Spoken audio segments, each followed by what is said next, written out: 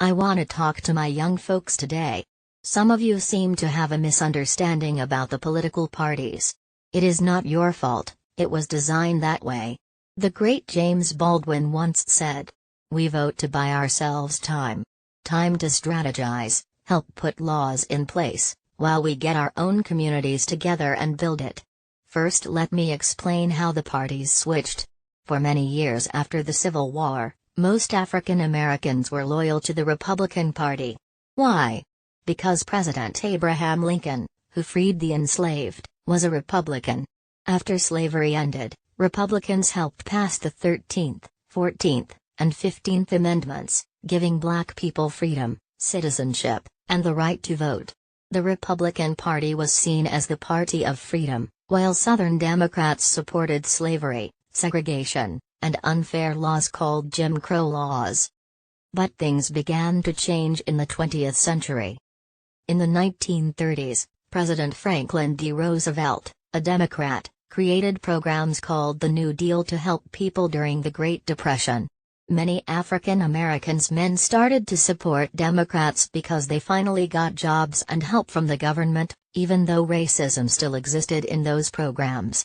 This was the first time black voters began to shift.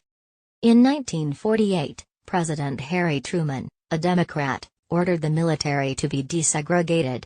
Later, President Lyndon B. Johnson signed the Civil Rights Act of 1964 and the Voting Rights Act of 1965. These laws made it illegal to discriminate and helped protect black voters in the South.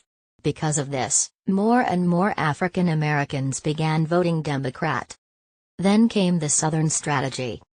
After the Civil Rights Act was passed, many white Southerners became angry.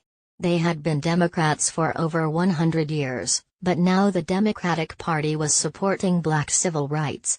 So, Republican leaders came up with something called the Southern Strategy. This was a plan to get white Southern voters to switch parties by using coded language like law and order or states' rights, words that seemed neutral but were meant to resist civil rights. Presidents like Richard Nixon and Ronald Reagan used this strategy to win elections. At the same time, black voters saw that the Republican Party was no longer fighting for their rights. In fact, it was often standing against them. By the end of the 1960s, most black voters had become Democrats. And most white Southern voters had become Republicans. This switch changed American politics forever. Today, African Americans mostly vote for Democrats, not because they agree with everything, but because they remember who stood up for their rights when it counted. When you break it down, this is what happened in short. Before this strategy, black voters had already started shifting toward the Democrats because of FDR's New Deal in the 1930s, economic relief. Truman's military desegregation in 1948. Kennedy's and Johnson's support for civil rights. But when the Republican Party embraced the Southern strategy, it became clear that they were appealing to racist white voters who opposed integration, civil rights, and black political power.